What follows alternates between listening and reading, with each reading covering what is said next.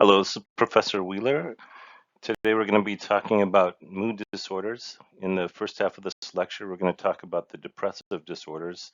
And the second half, we're going to talk about the different forms of bipolar disorder. All right, so the reading is pretty basic. In Erstmeyer, your free online textbook, Chapter 7 is depression, Chapter 8 is bipolar disorder, and then the associated virtual simulations, Lina Chen, Part 1 and Part 2, actually, and Sharon Cole, bipolar disorder.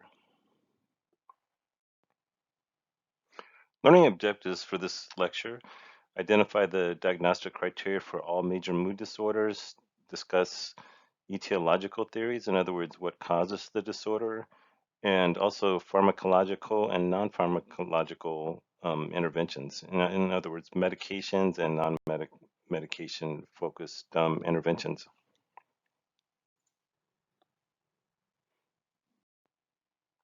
The first we'll talk about briefly is persistent depressive disorder, formerly known as dysthymia. Dysthymia, or persistent depressive disorder, is a chronic, ongoing, kind of mild depression that has to last at least 2 years in duration. A lot of times these people are very moody. The symptoms are less severe than something called major depressive disorder that we're going to talk about in a minute, and doesn't usually require hospitalization. One of the things about persistent depressive disorder, though, is somebody can have a depressive episode, a major depressive episode, at during the time when they have the persistent depressive disorder. One thing you probably will never see on an inpatient locked acute unit is this being the primary diagnosis, because, like I said, it's a chronic disorder. It's not something that would be reimbursed by insurance. Premenstrual dysphoric disorder. This was made into a formal disorder in the DSM-4, and this is just very severe premenstrual syndrome type of symptoms, and it's enough where the person needs the help of medications. The purpose of creating this diagnosis was because, first of all, a lot of women in their childbearing years have really debilitating symptoms during their, prior to their menses, and making it into a formal disorder meant that they could get medical treatment, and that treatment would be reimbursed by insurance companies. Usually they can have treatment with an SSRI antidepressant, selective serotonin reuptake inhibitor, and it acts a little differently than when we're using it for regular depression, in that you can just take it the week of your menses. All right, then we have postpartum depression. So one of the things about that's important about postpartum depression is suicide is the most common cause of death for postpartum women. Now that it's a little more dramatic. It sounds more dramatic than it really is, because postpartum women are not old enough to die from age-related causes, and they also don't do a lot of risk-taking behavior. And so, you don't see a woman have a baby and then drive crazy, or take big chances. And so it's a little misleading, but suicide is the most common cause of death for postpartum women. Women with postpartum depression, about 50% or so, have no history of depression. Having a history of depression does put you at more risk for having postpartum depression. And it's pretty normal to have regular, what we call baby blues, after the birth of your child. There's this expectation, that this image you have in your mind when you're pregnant of what the baby's going to be like, and then it's usually kind of an idealized vision, idealized idea, and when the baby's born, it's not going to be exactly what your idea was. Now, most people that kind of adjust, and of course you learn to love your baby and you're not disappointed, in the longer run. It's just that shorter run when you're adjusting. It seems to be harder for women that have had their first baby also, at least that part. The other ones, anytime we've gone through something big, it's always easier the next time. Um, and so about 15% of women of the 8 out of 10 women that have the baby blues go on to develop postpartum depression within the year, and it's usually within the initial weeks after delivery. Frequently starts when breastfeeding is stopped, and that's because of the hormones that are released during breastfeeding. It's another reason why we should encourage patients to breastfeed, in addition to the fact that the breast milk has um, a lot of nutrients and things in there for the baby that help them with infection and things like that. And then another thing notable with postpartum depression is that there's a high amount of what we call disclosure remorse. In other words, if a patient tells you that they're having these feelings, that they're having, they're disappointed in the baby and they feel hopeless and they feel, they one of the common questions to ask is, do you ever have a feeling like you wish the baby would just kind of go away? And that's a very loaded question to ask a new mother. And if they say yes to that, um, what happens is when they get over the baby blues, that doesn't really fit with their idea of who they want to be, that they had those kind of thoughts. And so you might find that the patient told you that, and then later on they might deny it even, or at least avoid you because they don't want to, you know, they don't they don't identify with that anymore, and they feel a little bit of ashamed about ever having those feelings. All right, this is our big one, major depressive disorder. And so this is a diagnostic criteria. Major depressive disorder is the most common admitting diagnosis for somebody coming into the hospital. Also is the most common reason that somebody can be on long-term disability, which if you've ever had to be on disability, it's very hard if you don't have like an x-ray that shows something that can't be argued with. So this is a diagnostic criteria to being depressed most of the day. And what we to put it in the longer way that it's phrased in the diagnostic statistical manual, it's being depressed most of the day on most days. So it doesn't mean you're depressed every day, it's just most of the day on most days. Um, then diminished interest or motivation or pleasure in activities, that's something we call anhedonia. Sleep disturbance, either sleeping too much or can be a combination also where you sleep a lot, but you're really not getting restful sleep.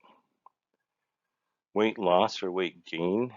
And generally, if you're somebody that when you're stressed out, you eat, you usually do that. If you're somebody that when you're stressed, you don't eat, you'll usually lose weight. So it doesn't work the way we would prefer. If you're a little bit overweight, you tend to gain more weight. If you're a little bit underweight, you tend to lose more weight. Um, So fatigue or loss of energy, feelings of worthlessness and guilt. The guilt can actually, if if it gets to be as far as psychotic features, which is something that can happen in the extreme of major depression, is sometimes the people will have a feeling of shame about things that they're really not responsible for. For an example, how can I be happy when there's children starving in the world? I should do something about that. Those are common thoughts. And, looking at that analytically, yeah, we all should be concerned about that. We all should try to do something about that. But it's not one individual person's responsibility. And then decreased concentration. Typically, somebody that is in a major depressive episode is going to be, failing out of school. They're going to be performing, not performing very well at their job. And, all of that has kind of an accumulative effect. All right, so alteration in socialization patterns. One of the things that we know about human beings is we generally feel better when we're when we're socializing. And people in a depressive episode, they tend to isolate themselves. They don't go to social situations. If they do go, they don't socialize much. And so one of the things we do in the hospital, when they first come in, if they're if they need a minute, we'll let them have like a day where they don't go to groups or like half a day. But then we're going to really ramp up our pressure to get them to socialize with the other patients. That's part of what is therapeutic in the hospital. The milieu was what we call that.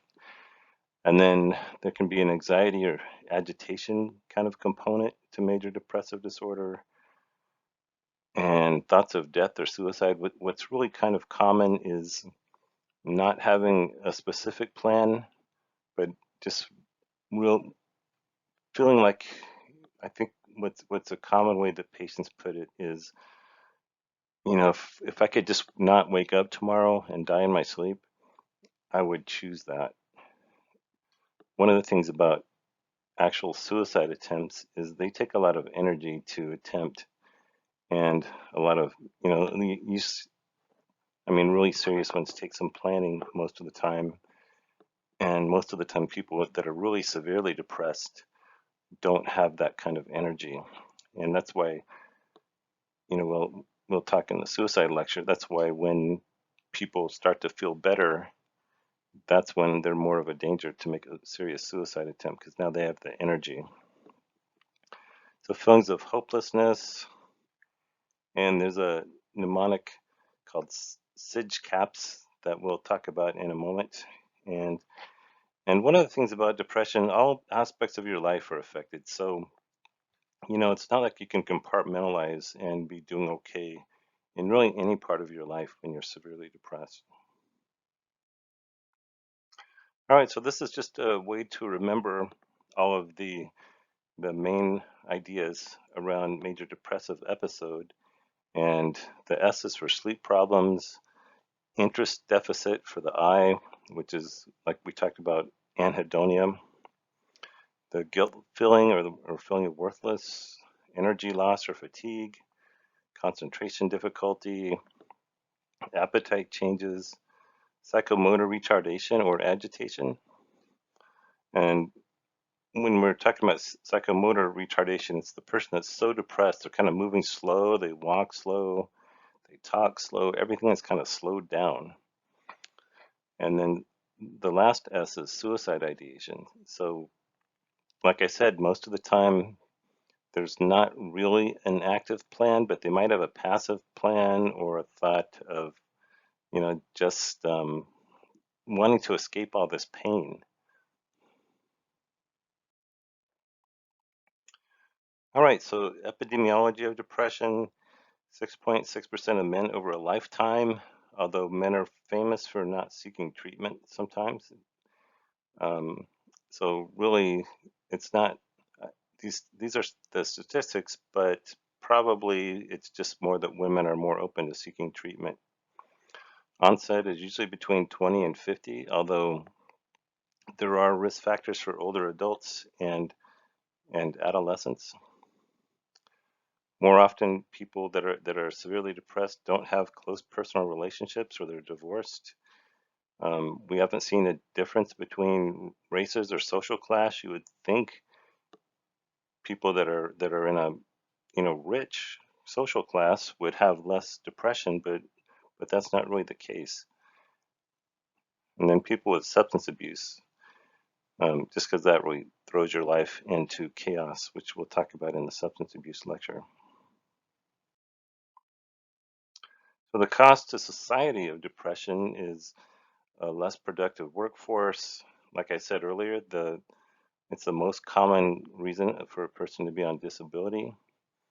Um, Not keeping their role obligations in parenting or with their spouse, and then frequently people that are depressed, they'll start to try to use a substance like alcohol to try to alleviate the depression, which might feel good for the moment, but remember, alcohol is a depressant itself, and so you might have a little feeling of relief when you kind of have that euphoria when you're intoxicated, but then it wears off, and usually there's a rebound effect of of discomfort or agitation when the intoxication wears off that contributes to the feeling of depression.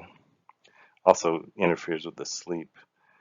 There's a lot of times people will drink to help themselves fall asleep, but then it's usually poor sleep, and they have that rebound effect that interferes with the sleep later on.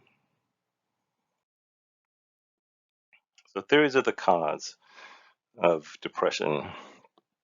So cognitive, we talked in an earlier lecture about cognitive therapy, the negative responses kind of out of habit, seeing things in a negative way, also known as automatic thoughts. And then we have our interpersonal theory that they don't have close, satisfying relationships. They're not able to connect with people. They're coming out of a crisis, maybe some kind of a divorce or a job loss, those kind of situations. And then there's people that have a genetic predisposition where there's been depressed people throughout their life. I mean, throughout their family, they've seen other people in their family have the problem, and they know they have the genetic predisposition. And, it says under biological here, but the neurotransmitter dysfunction, that can be in any of these parts of depression. And that's where we try to increase the neurotransmitters through our medications and even electroconvulsive therapy to help with the neurotransmitter problems. We'll talk about that in more detail a little later on. People that have unresolved trauma, that in their early years they were exposed to a lot of trauma, something we call an ACE, an adverse childhood experience, where they got kind of sensitized, where their stress hormones are already kind of released all the time, and that puts them on edge and makes it very hard to have a satisfying life. And that's why people that have trauma really, really need to get therapy.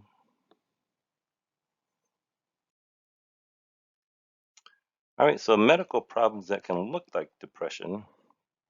So this is why we have to do labs before we can progress with the treatment, giving them our pharmacological or other treatments for depression. We want to make sure it's not something else. And so things that make you feel depressed are basically things that sap your energy, where you don't have energy. And so hypothyroidism, where your thyroid is underperforming, and what you look at there, initially we'll do a TSH, a thyroid stimulating hormone level on a patient, and make sure that looks normal. If it doesn't look normal, we'll order a thyroid panel, and that looks at the T3 and T4. And we're just looking to make sure that the thyroid isn't the actual cause of the depression. So cancer, that's where cells are degenerating. Same with Parkinson's disease. Parkinson's disease is a neurodegenerative disease, and so it's natural. Nutritional deficiencies, malnutrition, commonly seen in people that have anorexia nervosa. Also, there's a kind of a loop where severely depressed people might not be eating enough, and then they get malnourished, and then that's another thing that kind of makes them even more depressed, is the malnourishment. Stroke, people recovering from a stroke, they're going to struggle with depression in a lot of cases, not just from the loss of their function, but the kind of degenerative part. Chronic pain that you can't escape from. That's something that it's hard to have hope when you're dealing with chronic pain all the time. That's why we need to make sure we're referring people to chronic pain treatment. Alcohol abuse and other substances, heart failure for the same reason. You have no energy. You get up and you can't even walk across the room without being out of breath. And then anemia, where you're usually it can be like in a reproductive years with a woman can be the periods are too high, so she needs to take some iron supplements. Um, or or an older person, especially a male, there'll be a like a little place in your GI system that's bleeding, kind of a slow bleed, and the person doesn't know it. And then we do their labs and we can see their H&H is low, their hematocrit and hemoglobin, and their ferritin, which is the iron stores, is very low. And so you can tell that that's a contributing factor to their low energy and their feelings of depression. So medications that can cause the person to feel depressed, antihypertensives, especially the ones that are the beta blocker type, and that's because it makes it where they're very good and they work very quick and they're very cheap way to quickly get someone's high blood pressure under control. But what they do is they block your ability to have highs, to have euphoria when you exercise, to have euphoria, or um, do anything that uses a lot of activity. They block that as well. And so, they can cause sexual side effects, especially in men, and make it harder to reach orgasm for women. And so those things, they keep your blood pressure down, but they also make it hard to be excited. It's the same for benzodiazepines. They kind of slow everything down. They calm you down, but they also might make you feel a little more depressed. Fentanyl, um, clonidine, they're all kind of the same thing. They slow everything down. Um, and then we have some of our stomach medications, cimetidine and ranitidine, oral contraceptives, although an unplanned pregnancy can be depressing as well. So, so be careful about recommending people going off of their oral contraceptives.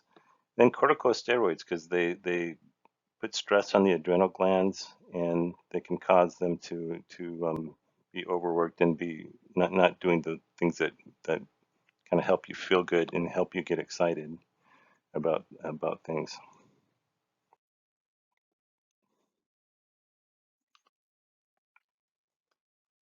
All right, so just looking at the different ways that the different parts of our lives that the depression can hit. And so with nutrition, food, and fluid problems, um, we talked about people that are depressed not eating enough and getting malnourished. They can get malnourished the same way that patients with anorexia nervosa get malnourished. It can also just be an older person that's not eating enough. That seems to happen frequently when people are elderly. So we would want to, first of all, know how much they're eating and their, not so much their output, really more their intake than their output. Although that could be related if we're afraid that they're going to be holding fluid or something. We want to get their weight routinely to make sure if they're underweight when they come in, that they're gaining weight. Small, frequent meals and a balanced diet to encourage nutrition. The small meals make it where they're more likely to eat and not feel overwhelmed during meals. Some kind of aerobic exercise and stretching to make them feel better. And, you know, aerobic exercise, when you get into it, if you can do it if you can get past the start where it can be difficult and get to where you start to get some euphoria, some of those kind of hormones that are released when we exercise, that's good. That's usually at about the 15-minute point for most people. And if a patient is refusing to eat, sometimes sometimes you can just offer to feed the patient and they'll eat with somebody feeding them. Frequently, that's something a student can do. The staff might not have time, and the student can offer to help to try to feed the patient. So that's one thing you can do. And you're going when you try to get a patient to eat, um, just some additional thoughts on that. You don't want to give them too many food choices. You want to give them choices on the plate, but not too many.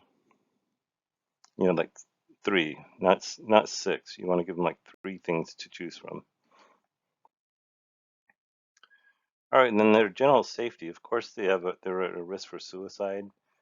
If they're feeling hopeless, risk for self-mutilation. If they're, there's some people that if you cut on yourself, it kind of makes them feel euphoric.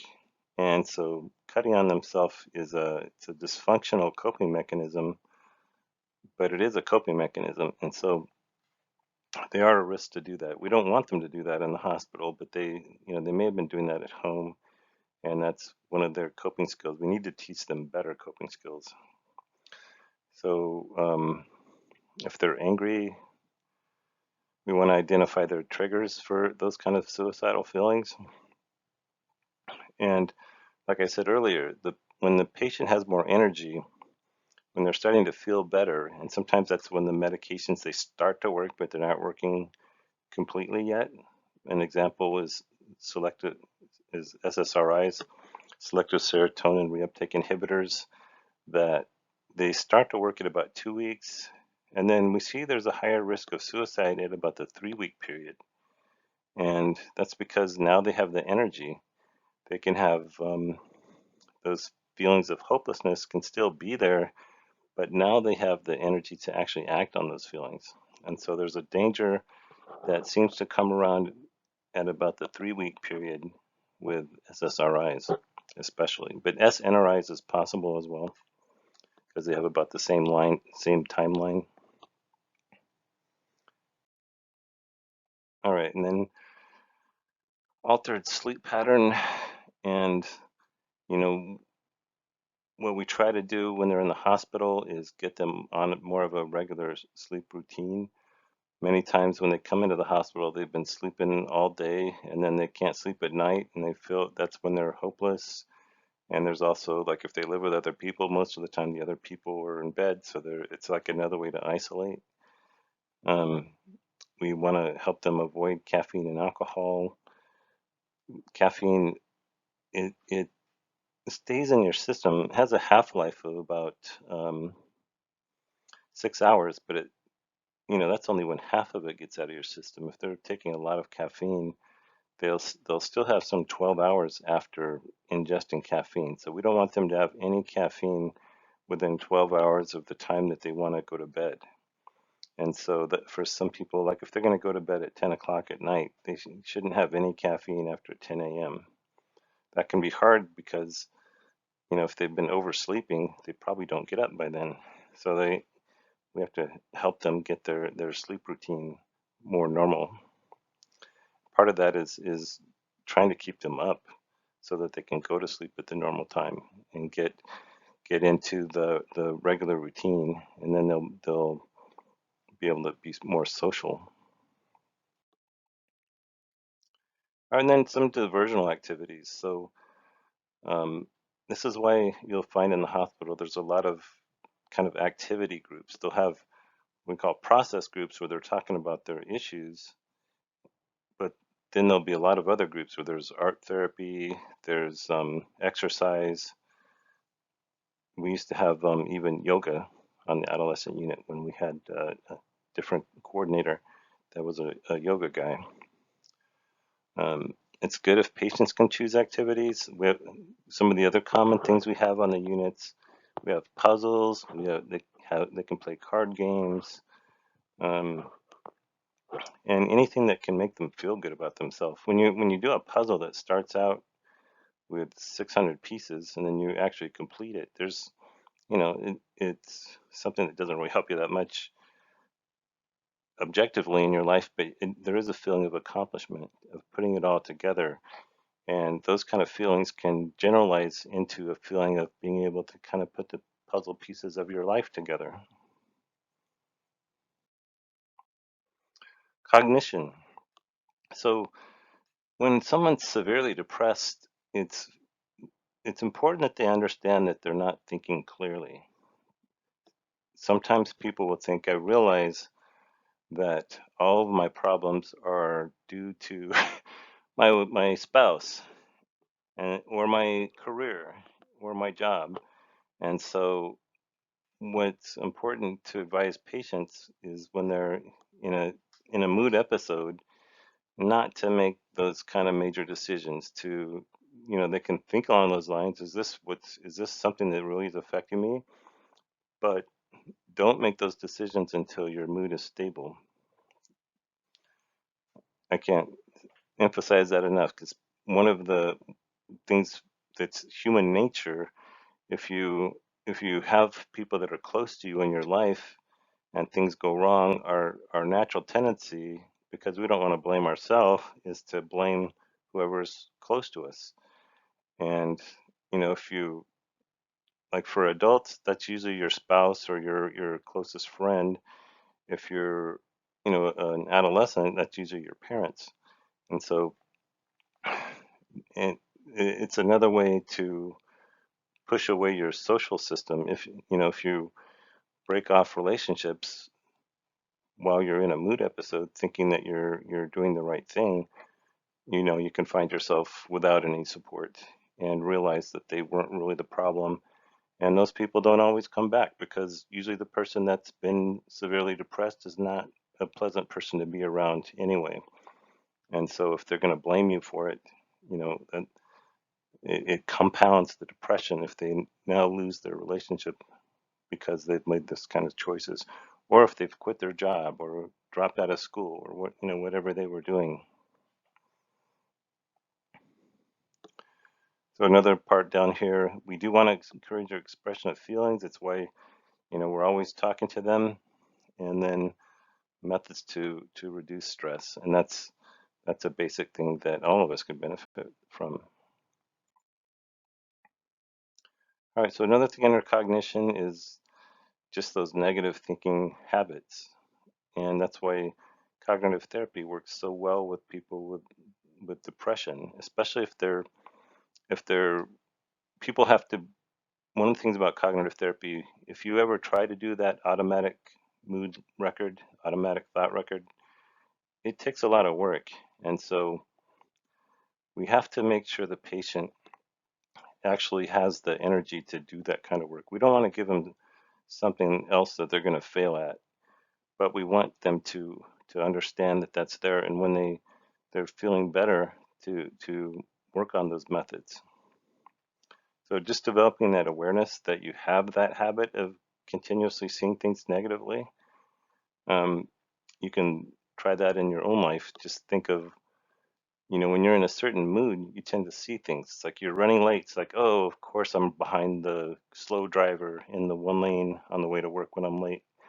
Those are negative thoughts. And you know, it's not that way all the time, but it feels that way when you're in that kind of mood state. Okay. And then part of what's good about a automatic thought record is you try to create a different way of looking at something, and then you might not believe it at the moment, but it's just a way of trying to shift those habits from always seeing things in the worst possible light. Okay, social isolation. So in the hospital, like I said, we might allow them when they first come in to isolate a little bit, but about the maybe 12 hours in, if they came in on the evening shift before, we'll let them isolate a little bit, maybe 16 hours in.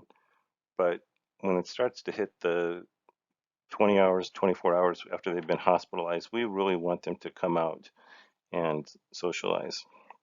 If they can't, if they really won't socialize with the other patients, sometimes you can have a staff person do something with them, like playing cards, or you know, getting them to do something, um, and gradually try to involve the other patients, and then get them socializing. One of the good things about group is they learn what's going on with the other patients, and those factors that help people feel better. A big one in the group is just hearing that other people have similar problems, so you don't feel so isolated.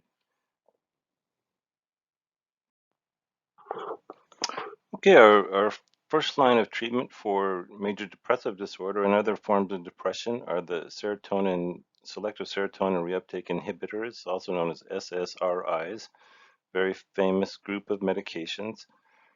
Um, these work primarily by increasing serotonin, just like they say.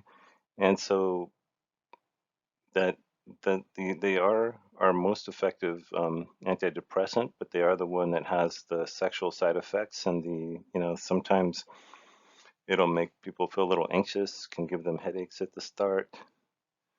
The big one people worry about though is the difficulty reaching orgasm in both males and females, and can also decrease your sex drive as well. All right, so they take 4 to 6 weeks to have their full effect. Like I said earlier, they generally start to work after 2 weeks. Now, some people will feel a little something in the first couple of days. That's usually like a little anxiety feeling. And in a patient has a lot of psychomotor retardation where their energy is very low, sometimes they'll think that's the antidepressant effect working already, but that's actually just a short-term effect. It takes at least 2 weeks for them to really start working. That idea is a little curious because we do notice when we use these to treat premenstrual dysphoric disorder, they do work if you just take them, for the 1 week for that particular disorder. A lot of times we don't quite know why the meds work the way they work. It's just our experience, and one thing that we want to do, as treatment professionals is, there's theories about why they work, but mainly they're just theories because you really can't measure serotonin levels in a person that's alive. All right, so you cannot discontinue them abruptly. You can get serotonin sickness where the person feels kind of like flu-like. It's not life-threatening. There can be a little bit of rebound suicidality, which of course could be life-threatening, but most of the time it's not considered life-threatening. And the most common, or the most famous SSRI, Prozac, doesn't generally cause serotonin syndrome when somebody discontinues abruptly because it stays in your body a long time.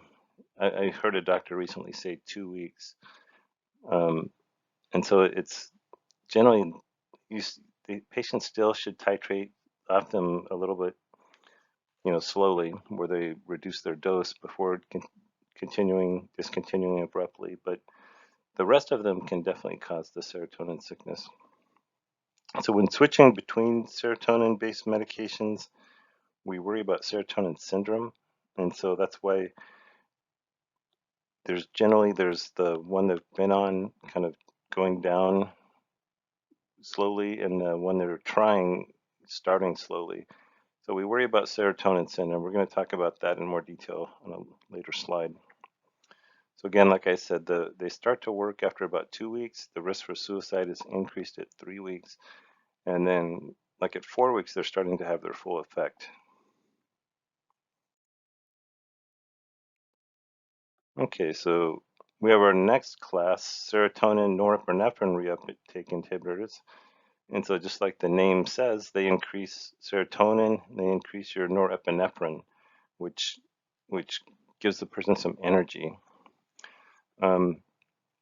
There's really just three main ones in this class. I'm sure there's more than this being developed. Pharmacology is a big money industry, but these are the main three that you're going to see in the hospital, and they all work similarly. They all can have the effect on some people of making them more anxious, and so that's why That's why ideally it's nice to start them in the hospital. If the patient is starting them as an outpatient, they're going to generally start with a very low dose and titrate them up slowly to make sure they don't have that anxiety side effect. All right, so SNRIs continued, so they still have the 4 to 6 weeks to fully have the full effect.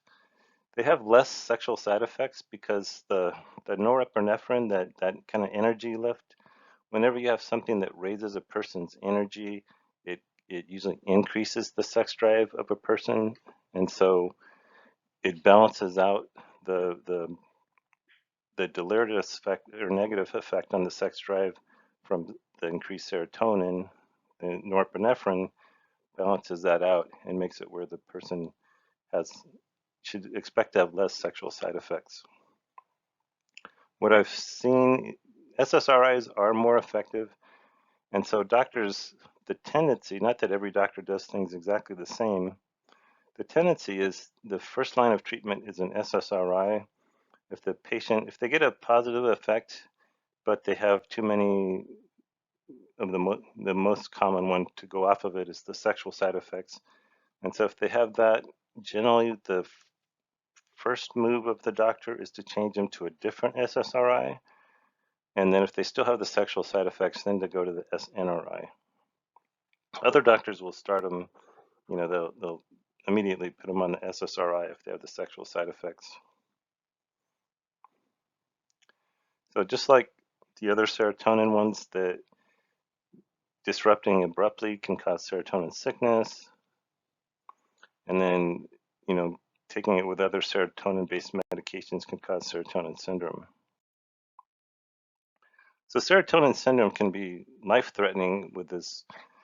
It gives you, makes you have diaphoresis, which is a lot of sweating, restless, diarrhea, tremors. And what really stands out to me when I've seen this is exaggerated reflexes. They're kind of like, they're very twitchy and their muscles are very stiff. And so if you see this in your patient, you're going to contact the doctor, because what you need the doctor to do is discontinue the serotonin medication, any serotonin-based medications, at least for a while. And so you're definitely going to not give another serotonin-based medication. There are medications out there that block serotonin. So in a severe case, we could give something like that. I'm not gonna list that because it's uncommon that we do that for the following reason, because we worry that we're going to overdo it in blocking the serotonin and then make the person's really severely depressed after the syndrome is over. And that usually just not giving them more of the serotonin medication is enough to and then just watching them when they're in the hospital.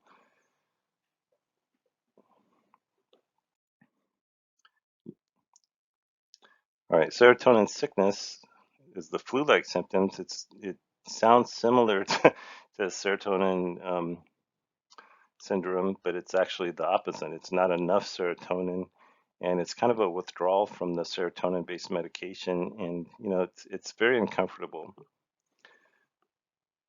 So you need to taper off of your serotonin-based medications. Actually, all of the antidepressants you should taper off, because even though the patient thinks the medication's not doing anything to help, you never really know. These are powerful medications that directly affect your brain.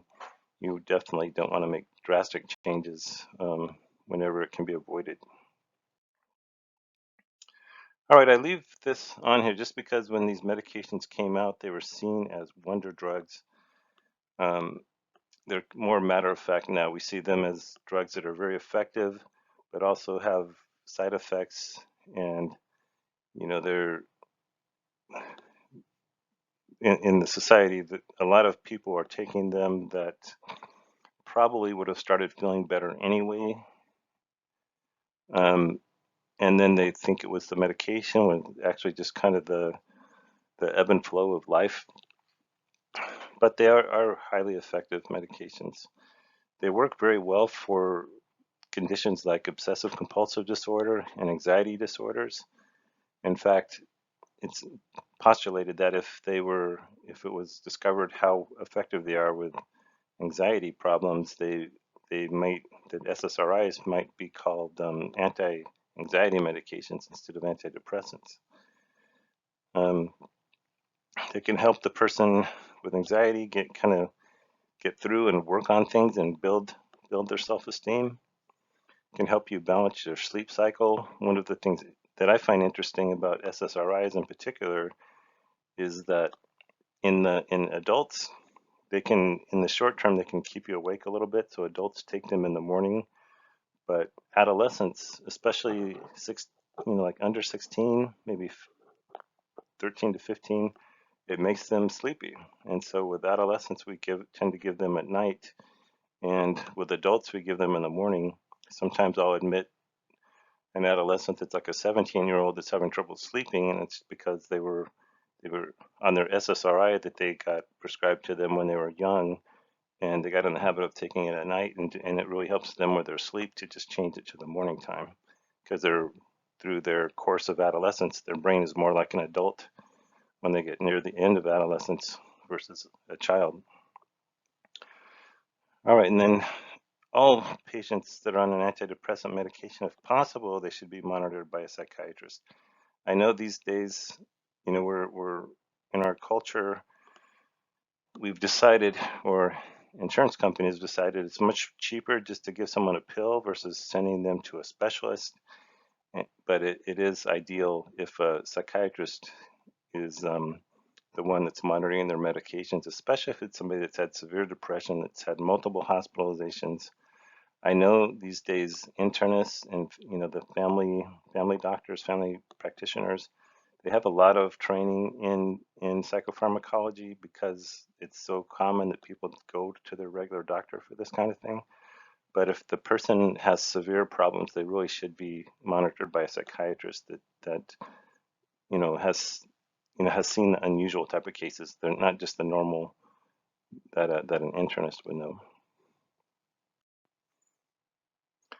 Other medications used to treat depression, bupropion, which when it's called Wellbutrin, it's marketed for depression. When it's called Zyban, it's marketed for stopping smoking.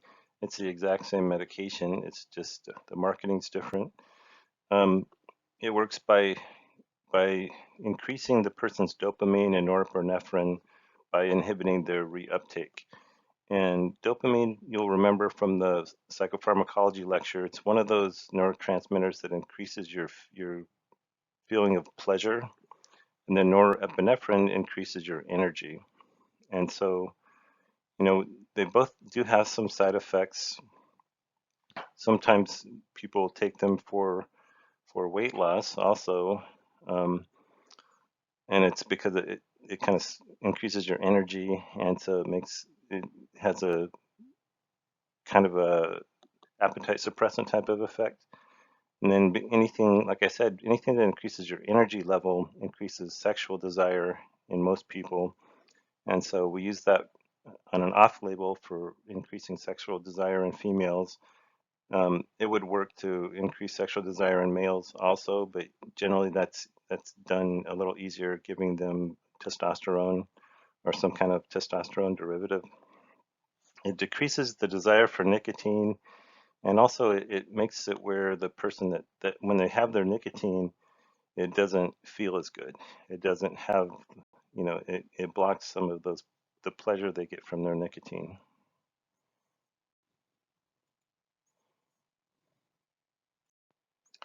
All right, other medications that are antidepressants, but these days are mostly used to help people sleep.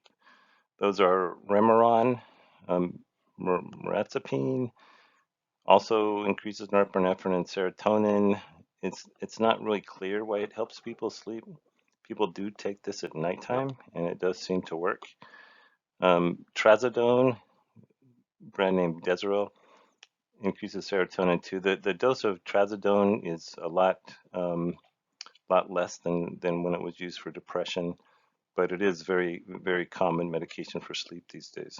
Remember, with trazodone, one of the side effects, though, is priapism is a possibility. It's not real common, but it's common enough that it should be mentioned when that's prescribed to a male patient. All right, and then our less frequently used ones, tricyclic antidepressants. Those were really common in the 70s before we had SSRIs. And you'll remember from the psychopharmacology lecture, the problem with these ones is you're giving a depressed person a medication that's really lethal if they overdose on it. And so if you have somebody that's suicidal, you've given them the means to maybe kill themselves with a medication. It also can cause cardiac side effects and doesn't interact well with alcohol. And so anyway, here's continuing. It doesn't mix well with alcohol. It has those cardiac side effects. It still takes a long time to work.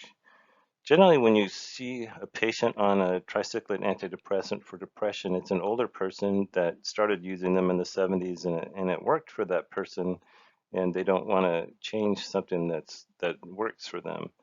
And so they're more used for things like bedwetting these days. They're more, you'll see them more for off-label use unless it's like I said, an older person that has found them effective because they started their need for medications before the SSRIs were invented. So some other ones, the monoamine oxidase inhibitors, MAOIs, they're less frequently used. They have a different way of increasing serotonin, but they do. And the big one with them is you have to have the patient that can really understand the dietary restrictions. If they if they if they don't, they can have a hypertensive crisis and have some serious medical issues. And so our first, the Hippocratic oath is first do no harm. And so doctors, they really hesitate to use these, but they are used sometimes.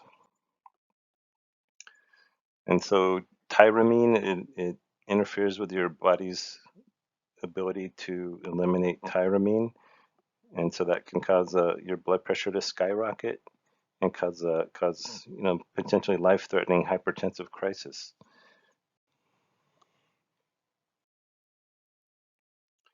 All right, so medications in general, only about 2/3 of the people respond to our antidepressant medications of all the classes. And so, what do we do with the 1/3, with the other 1 out of 3 people that have severe depression and don't get relief from medications? And so, let's see. So we want to give it a chance, give it longer, 6 to 8 weeks.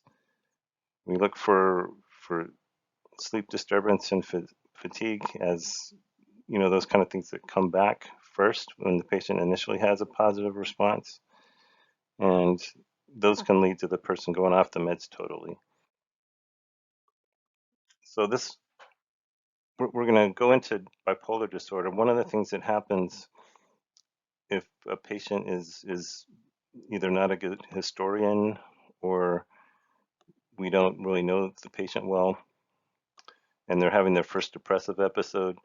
A depressive episode with major depressive disorder, it doesn't look any different than when the person is severely depressed and they have bipolar disorder where they have, big ups and downs. And so a common thing that can go wrong is that we only treat them for depression and then it can send them into mania. So if that happens, we give an antidepressant and they start showing some mania, we have to discontinue the antidepressant and consider the patient might have bipolar disorder.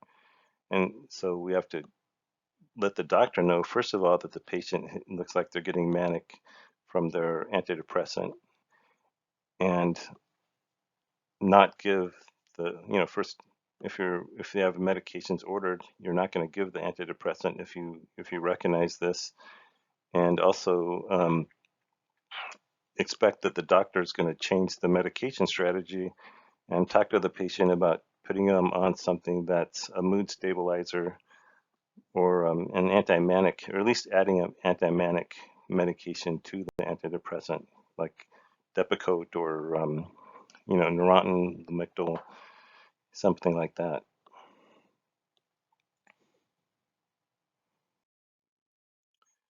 All right, so our big one that helps people with severe depression that don't respond to medications is electroconvulsive therapy. It's we don't really know why it works, but the thought is that it just like when you defibrillate the heart, what you're actually doing is stopping it so that the rhythm can get back on track. The thought is that that's the same way with our chemical reactions in our brain, our neurotransmitter activity, that when the person has a seizure, that everything kind of stops and it can kind of restart and maybe and work better. Kind of like when your computer is messed up and you restart your computer with the idea that it's going to kind of work itself out when it restarts. Um, and again, that's just a theory. That's the most common one for why we see it as effective. The way electroconvulsive therapy started was, these when they had severely depressed patients in the long-term hospitals, occasionally they would see a patient that had a seizure, for some reason, and then they would seem better for a while after that seizure. So they realized, you can use electricity to artificially cause a seizure in a person. So the way we do this, it's highly controlled. The person is under a general anesthesia. Part of the body, usually a limb, like the lower arm or lower leg, is tied off so that won't be affected by the anesthesia. And they time the seizure based on when they see that kind of shaking. That's what they'll call the observed seizure. The patient also has an EEG attached to monitor the brain, and there'll also be a timed seizure that shows up on the EEG. And so they are constantly becoming more and more conservative. So I believe now they don't let seizures go longer than 30 seconds or so, around 30 seconds. If they start to go too long, there's one of the nurses in the operating room is standing by with usually Valium ready to give to stop the seizure immediately. And they'll do that by IV, so it works very quickly. Generally, the patient gets 3 treatments a week for a total of 6 to 12 treatments. Unless they live close and they have reliable transportation, they're usually hospitalized for a good part of that. You can't drive after that. And it's our most effective treatment for severe depression. It's our most effective treatment for major depressive disorder. It's not used as much as the SSRIs, like I said, that are the first line of treatment. But it's because it's so much more expensive and such a big process that it's really only used for severe depression that doesn't respond to medications. So nursing considerations if your patient is returning from electroconvulsive therapy. Well, first of all, they have to be NPO after midnight prior to treatment. So, just like any other surgical procedure, nothing by mouth, from midnight prior to the treatment. The patient must be voluntary to consent or be court ordered. And the process for a patient to consent to ECT, it's very involved. The patient, has to sign that they understand, and then there also has to be a second psychiatrist that comes and interviews the patient and confirms that patient understands the procedure, and the possible risks and things like that before we can do the ECT. So again, there is an electrical current, so all metal objects are removed from the body. Piercings, if they have body piercings. I'm told that They don't worry about piercings if they're, like belly button and below, but that's what I've heard. So we don't worry about those ones too much. That didn't used to be a problem before that got to be more in style with patients these days. There's an oral bite break so they don't bite block so they don't bite themselves, and it's a general anesthesia, so they're usually some of the problems that patients have that I haven't heard about in a long time, but what used to happen is sometimes they didn't get enough anesthesia, so they would wake up and we have them intubated, so we're breathing for them, and they would feel like they're drowning for a second, and that would be very scary. But that was the only problems we would have. So post ECT management. So generally they stay in the recovery room for a while and kind of the procedure only takes about 15 minutes, but then the recovery from the anesthesia is 1 to 3 hours. And so probably after about 2 hours they wake up, and the nurse that's in the ECT post-op area will try to get them to have some graham crackers or a little something just to make sure their swallowing reflex has returned. However, one thing that you'll do when they return to the unit, you want them to you want to observe them for line of sight for an hour, and before you give them the food, they're usually kind of hungry because they haven't had breakfast.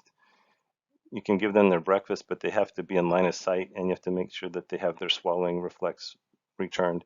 I never trust the surgical people to I don't want to take the chance that maybe they thought the person ate and they didn't. So I want to make sure they have their swallowing reflex before they start eating a bunch of food. All right, then one alternative that's been developed to electroconvulsive therapy for patients that don't get a response from medications is something called transcranial magnetic stimulation. The big thing with this when it first came out was that insurance companies didn't cover it, but now I heard from one of the other teachers that works for Kaiser that Kaiser now is training their case managers about this type of treatment, and so obviously Kaiser's covering it these days. And it's using magnets to try to get a similar change in the neurotransmitter transmission in the brain. Um, it's not really very risky. There's no general anesthesia. The seizure is the most serious risk factor. And like I said, Kaiser's covering it now, so probably I should remove that from the slide here that says no insurance coverage yet, because now Kaiser's covering it. And generally it takes 40 minutes, 5 days a week for 6 weeks or so. And it's not something where they have to be hospitalized to get it. And they can, as far as I'm aware, they can drive themselves home after. So it's not as restrictive as ECT. And so there's some hope that this kind of thing will be more available in the future. All right, so part 2 of this lecture will cover bipolar disorder. I'm going to have that in a separate recording.